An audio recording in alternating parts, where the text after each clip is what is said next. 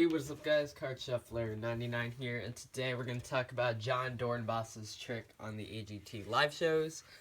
He did a pretty cool trick with the Velcro map and some footballs, so we're going to talk about how he did that trick today. Now, there's a lot of different ways he could have gone about it, so we're going to talk about every, I guess, plausible explanation, and you guys can go ahead and choose whichever one you think is best. So the trick started out with the judges throwing footballs or snapping footballs onto the mat. Now, this part we believe is completely free selection. We don't think there were magnets involved or anything like that. We believe it was completely free. This is only because when Simon was to throw the ball, he had a choice between Hawaii and Alaska, and if he were to choose Hawaii, that would have been a different story.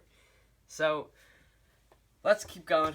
So from there, it moved on to the coins. Now, the first theory is that the glass, glass box that the box was on, I guess you could say, was a trick box. So, the clear glass box wasn't actually clear, and that there's someone inside of that box feeding coins up.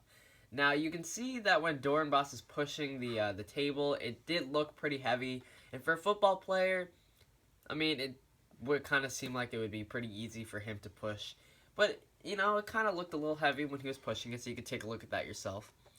The second method is that the calculator he was holding was actually an automatic remote that can release coins into the box. So, think about like a vending machine.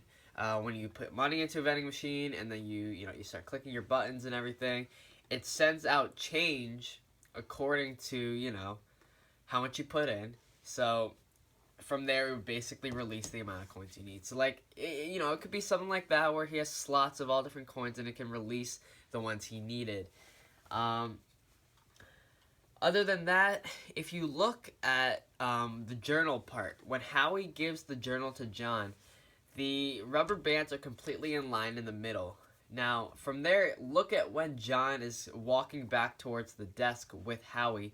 The rubber bands are, all over the place. So, the two theories here. One is that he had an assistant behind the wall who printed it out, put it inside a duplicate journal, and handed it off to Jon. Or he handed the paper off to Jon, and Jon was to slip it in himself because, the rubber bands were moved around, but it could be either or. Now, when he moved back to the desk, you can see there's another method here. The other method is that it was the same book, but someone handed off a piece of paper that was the map. Now, you can see that when he opens the journal up, you can see the paper is only folded 4, maybe 5 times, and it's folded in half.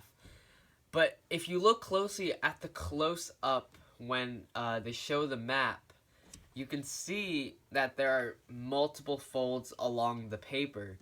That would mean that he could have had a chance to palm that paper due to the fact that it was probably folded to a really small size, probably the size of a playing card.